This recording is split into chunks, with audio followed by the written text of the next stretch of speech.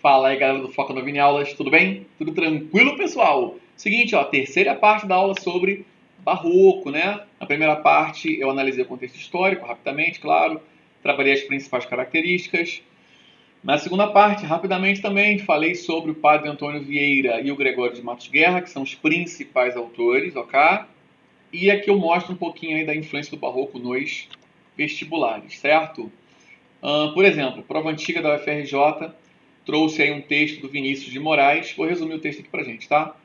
Era uma prova que falava sobre cinema e no texto fala-se de um homem que está no cinema ali para curtir um filme, que era um filme de romance, inclusive, só que tem um casalzinho se pegando ali no cinema e esse cara fica em dúvida, né? O eu lírico fica em dúvida se ele olha pro casal que está se pegando ou se ele olha lá pro filme, tá?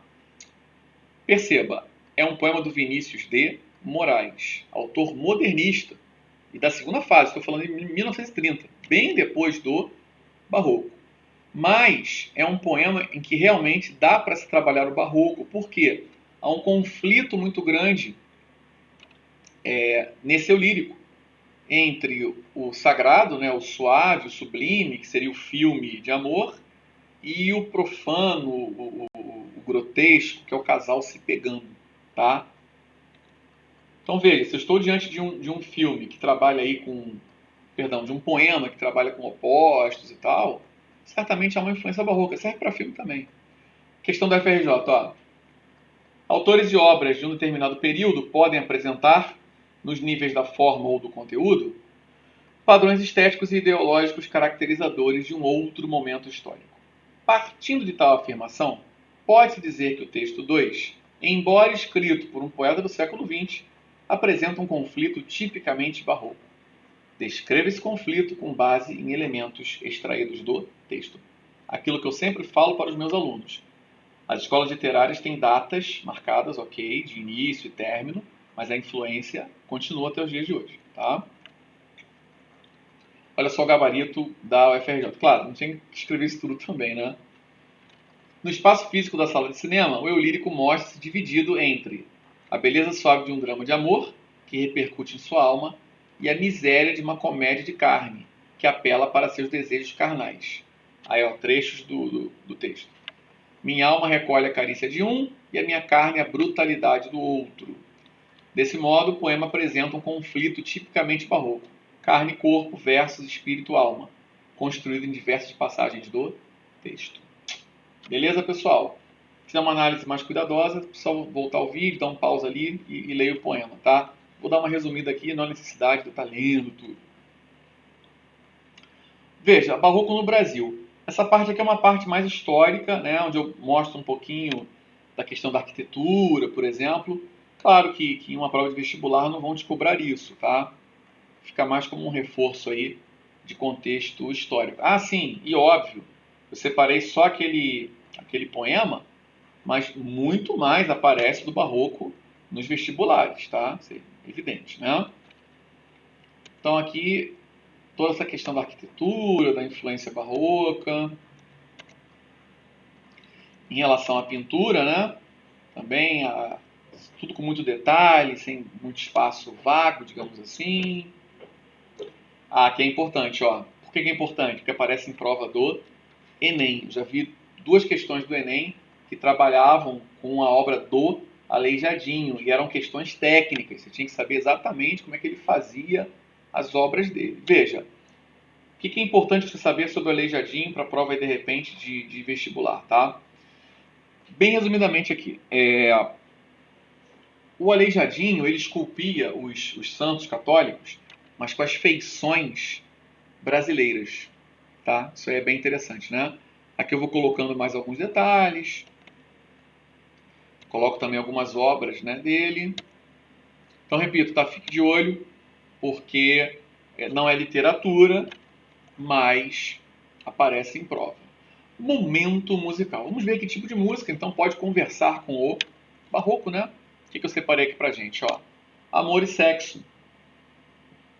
E por que essa música? Trabalha muito com opostos, olha só. Amor é um livro, sexo é esporte. Sexo é escolha, amor é sorte. Já tem diferença aqui, né? Obviamente, né? Amor é livro, né? Livro é uma atitude mais mental, né? Sexo é esporte. Esporte é uma coisa mais física. Claro que existe mente no esporte, né? Você joga futebol, de repente sabe que você tem que calcular as coisas e tal, enfim. Sexo é escolha, né? Você escolhe a pessoa com quem você quer se relacionar, enfim. Amor é sorte. Se a pessoa vai te amar ou não, aí é outra questão, né? Amor é pensamento, teorema, amor é novela, sexo é cinema. Veja, em várias passagens do texto, vamos aproveitar aqui para ampliar também, né, a nossa interpretação de texto, o amor é colocado como algo mais demorado, mais lento, e sexo como algo mais rápido, tá? Amor é novela, uma novela demora, né? Sexo é cinema, um filme é sempre muito mais curto que uma novela, né? Sexo é imaginação, fantasia, amor é prosa, sexo é poesia. Prosa, normalmente, é um texto mais longo, né? Texto feito em parágrafo. Poesia é algo mais rápido, normalmente, né? Claro. O amor nos torna patéticos, né? Ridículos, risíveis. Sexo é uma selva de epiléticos. Por que essa imagem? Na epilepsia a pessoa fica se debatendo, tá? Daí a imagem do sexo. Amor é cristão, sexo é pagão. Mais barroco do que isso, não sei como te explicar, né? Amor é latifúndio, sexo é invasão. Amor é divino, sexo é animal. Barroco é de novo. Amor é bossa nova, sexo é carnaval. Uou, uou. Por que bossa nova? Bossa nova é tranquilo, né? Um barquinho, um violão. Sexo é carnaval. Carnaval é aquela bagunça, né?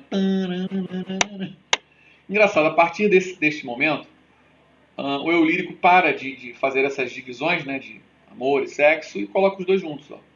Amor é para sempre, sexo também.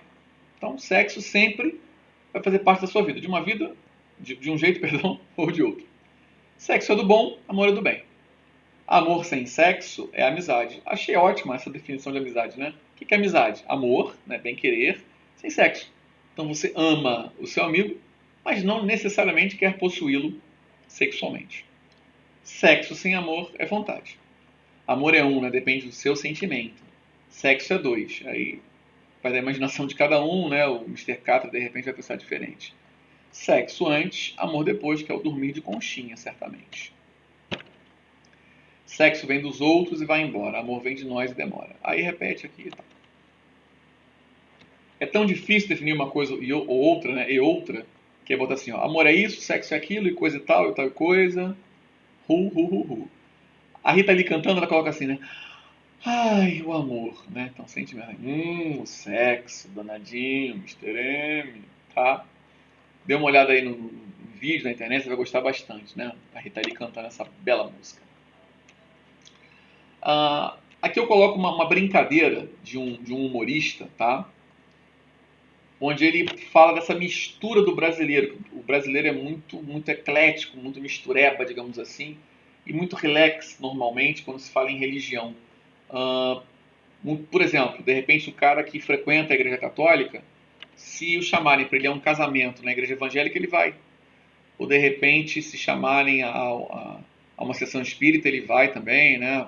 Até de repente para conhecer, por curiosidade, enfim. Então somos muito misturados. Já tem essa mistura no título, né? Católico apostólico, como é que se fala? Romano, não é isso? Aí já vem, católico apostólico baiano, tá? Então essa música faz uma brincadeira com isso. Tanto que ele fala, não sei se for pro céu lá de São Pedro, de Netuno, de Odin, de Buda, Oxóssi ou Jeová. Por aí vai. Rei Bianchi, esteve várias vezes no programa do Jô. Um cara incrível, super inteligente. Você olhando e fala assim, esse cara é porra doido, esse cara não sabe de nada. Inteligentíssimo. Louco e inteligente. Permanência da escola literária. Como é que nós observamos o barroco, então, até os dias de hoje? Aqui eu coloquei alguns vídeos de humor, né? O Porta dos Fundos tem um vídeo antigo chamado Deus, titulado Deus. Bom, não vou dar spoiler não, tá? Quem tiver interesse aí, procure. Mas a menina morre e vai ao céu, não sei se é bem o céu ali, e ela tem uma surpresa muito grande quando ela descobre quem é Deus.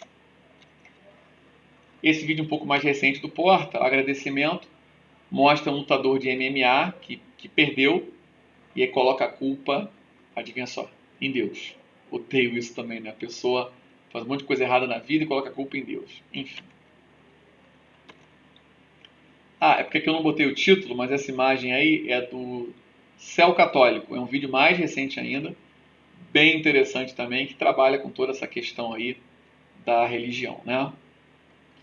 Aqui finalizando a bibliografia que eu usei, tá? Galera, resumindo, tá?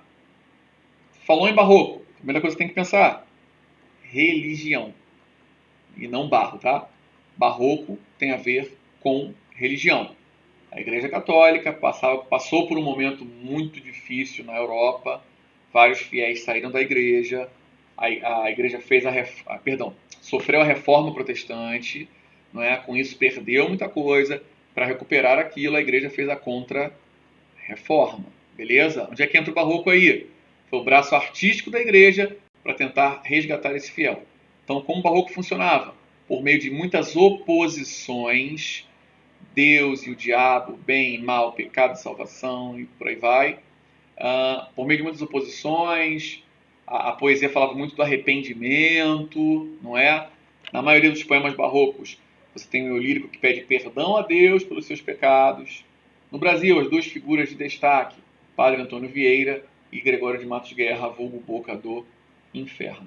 Pessoal, super resumo, tá? Eu confesso aqui, claro que a minha aula aqui não está se aprofundando, como vão ser as minhas aulas aí, né? Para o ensino médio, tá? Uma visão geral das escolas literárias, que a gente só realmente costuma aprofundar por meio de exercícios, por meio de mais estudos. De qualquer forma, espero que tenha sido útil aí essa aula para ti, né? Para quem faz ensino médio, para quem vai prestar um vestibular, tá? É o necessário para você fazer uma boa prova, por exemplo. Senhores, espero que você tenha gostado, espero que você tenha aprendido, né? Obviamente. Um forte abraço, fiquem com Deus, aproveitando Deus aí na aula de barroco. E até a próxima. Fui! Fui!